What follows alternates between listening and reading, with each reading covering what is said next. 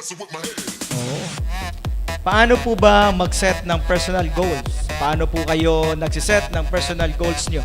Ganda to, sir. Ako, ako kasi pag nag-goal, laging, may madali, may katamtaman, mas may mahirap. Then, ang mangyayari, pag nakuha ko na itong mas madali, dito na uli ako. Tapos, nakuha ko ng madali. Another goal naman sa may madali. Pag nakuha ko na rin itong katamtaman, may goal na uli akong katamtaman. At kung na-goal ko na itong mahirap, may goal akong mas mahirap. Para ako ngayon, ang goal ko talaga ngayon, yung Ironman. So after nito, dahil ito matigas to, pag nakuha ko itong Ironman, ang next goal ko, yung pagpa-flying. So lagi akong may goal. So tatlo lagi ang goal ko. Madali, katamtaman, mahirap. So hanggang namamaster ko na yun, so, lahat nakukuha ko yun. Siguro sasagutin ko to on a perspective na hindi sa sitwasyon ko ngayon. Siguro I would say na, kasi syempre at this stage, iba na yung goal namin, syempre. Iba na yung personal goals ko. I would answer this on a perspective of a beginning networker, of someone who is beginning in the business. Paano ba mag-set ng personal goals? Of course, ang goal nyo pag nagsisimula kayo, kumita. Tama, mali? Now, as a beginner, huwag kayong magne-network nang wala kayong financial goal every month. Ano ibig sabihin huwag ka magne-network na wala kang financial goal every month? Kunwari, tinanong kita, halimbawa, distributor ka, Roy, bakit ka nagre-recruit this month? Bakit ka nag-OPP this month? Kung ang sagot mo sa akin, sabi ni upline mag-invite eh. Pag ang sagot mo sa akin, bakit ka nagre-recruit? Networking. Wala kang goal. Wala akong goal. Pag tinanong kita, bakit ka nagre-recruit? Sir, kasi this month, ang goal ko, maka 15,000 ako sa binary. Ang 15,000, 10 pairs yun. Kaya ako nagre-recruit sa left side and right side ko kasi ang goal ko this month, maka 10 pera ko, pera GC. Kaya ako nag-OPP na nag-OPP na nag-OPP. Correct. Kaya pag tinanong kita, bakit ka nagre-recruit? May sagot ka na goal, na financial.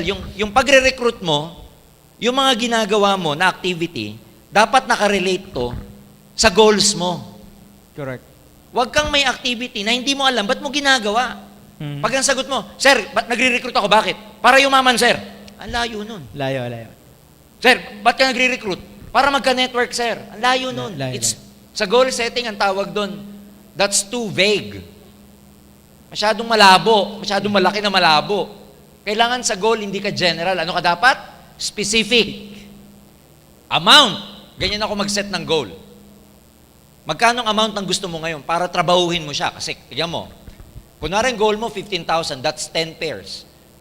Pag nakaka-first week ka na, at meron ka ng 2 pairs, ilan na lang hahanapin mo sa remaining weeks? O di 8 pairs na lang, alam mo yung direction mo. Kunwari, nakaka-third week ka na, nakaka-5 ka pa lang, 10 ang goal mo na pares, ilan pa hahanapin mo? 5. 1 week na lang ang remaining. Masahatawin mo ba? Yes. Meaning, because of goal setting, yung effort at saka time mo, mas nababudget mo ng maayos. Yes. Ang Pilipino pa naman, pag malayo pa yung deadline, complacent. Correct. Pero pag malapit na, cramming naman siya. Ano ang ikaka-complacent mo at ano ang ikakram mo pag wala kang target na amount ng income? Correct. Kaya dapat may target ka kasi pag malapit ka na, malapit na yung end of the month, magka-cramming ka na eh. Maraming hindi nagka-cramming kasi wala kayong goal. On one end, may advantage ang pagka-cramming because it pushes you to really work until you meet your deadlines. Correct. Paano kung wala kayong goal? Kaya ako, kung ang tanong dito, paano ako mag-set ng personal goal? Monthly, nung nagsisimula ako, may target amount of income ako nakukunin.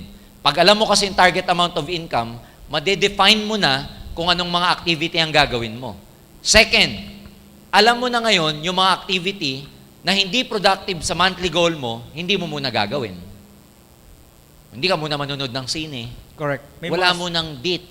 Date. Alam niyo yung date? Date. Yung dinner date. Di ba? Wala mo ng mga date, wala mo ng mga sine-sine, wala mo na lahat. You learn paano ka magkaroon ng discipline when you set your goals. Kasi pag mag-goal ka, natutulungan mo yung sarili mong magkaroon ng disiplina. So that's how I set my goals when I was starting. Tapos syempre, pag nag-set ka ng goal at na-beat mo yon, next time, mas malaki dapat. Do Correct. not set the same goal every month. Life become exciting pag palaki ng palaki yung goal mo. Yes. Third na tip ko, pag nakuha mo yung goal mo, you deserve to reward yourself every time you get your goals. Yes. Pag nakuha mo siya, alam mo, sa sa financial management, ang unang-unang ituturo, alam nyo kung ano? Make sure to reward yourself first before anything else. Before anyone. So when you get your goals, huwag ka magigilty na i-overindulge yung sarili mo. Magpaspa ka, yun ang goal mo eh. Kunwari, may nakuha kang goal. Pag nakuha ko yung goal na yan, bibili ako ng kulay puting G-Shock. Kasi usong-uso yung puti eh. May nauso ngayon, bago. Bibili ako ng yellow, red, blue na G-Shock. Magkakakulay. So, hindi masama yun because pag ni-reward mo yung sarili mo, ikaw naman na nagtrabaho nun eh. Kaya deserve mo yun. And it becomes exciting because pagka may reward ka pala lagi, next month, kukunin ko ulit yung goal ko para may regalo ako. Yes. And pag niriregaluhan mo yung sarili mo nang may nakuha kang goal, hindi ka magigilty. Walang guilt feeling kasi, alam mo, regalo mo sa sarili mo yun. Ganyan ako mag-set ng goal nung araw, nung nagsisimula ako. Yun lang, 3 points na yun. Number 1, may financial amount. Number 2, katulad ng sinabi ko, dapat may disiplina ka. Number 3, reward yourself every time you get your goals. Okay ba yun? Ganda. Anyway, we're done. Alright, tapos na tayo, sir. Oo. So, siguro ano na lang, nag-enjoy po ba kayo? Yes! Natuto ba kayo? Yes! Gusto nyo bang maulit? Yes! Sino kaya sunod na guest natin? Sino gusto nyo? Sino request nyo? Sir Georgian uli. Binidyo na. Jergen kayo dyan. Ang dami-dami pang iba. Binidyo na eh. Oo. Anyway, sir, ano lang siguro? Last message na masasabi mo. Ako, ang closing remark ko, ladies and gentlemen, is, your opportunity, yung opportunity nandito na. Kailangan lang maging tamang tao ka na lang para maging successful ka. Maraming tao sa labas, ang problema nila, dalawa. Opportunity plus being the right person for that opportunity. Kaya may opportunity na tayo yung aim. So focus on developing yourself. Focus on being the right person. Kasi pag right person ka na, kumpleto na yung equation. Sabi ko nga, what is luck? Di ba hindi totoo yung luck? Dinefine ng isang author ang luck. Luck is when opportunity meets preparation. So sa equation, luck is equals to opportunity plus preparation. You become lucky when you have the right opportunity and you are prepared. Tulad ng sabi ko, may opportunity na kayo. It's just a matter of being the right person. And how do you do that? Prepare yourselves. Given na yon, guys, magiging successful kayo dito. Given na yon. It's just a matter of time. Last na sasabihin ko, what is 1 year? What is 2 years? Kung 2 years from now, mayaman ka naman sa iyong global. Yes! Woo! Yun lang. Thank you. Thank you for having me. Roy, Palapakan natin, Sir Georgian Gonzalez. maraming And guys, maraming salamat sa inyo. Maraming salamat po sa time nyo. Maraming salamat sa effort nyo. Pinagbigyan nyo kami at binigyan nyo sa sarili nyo. So pwede guys, palapakan natin yung mga organizer. Yes. Yung mga Thank you, ACI. ACI. Thank you. Then thank you very much po. Meron pa kami ano to. Wow, Sir, may giveaway. tatapon ka raw. Salo na lang po. Gracia. Ikaw na lang, sir. Okay, sabay tayo, sir, ha? 1, 2, 3.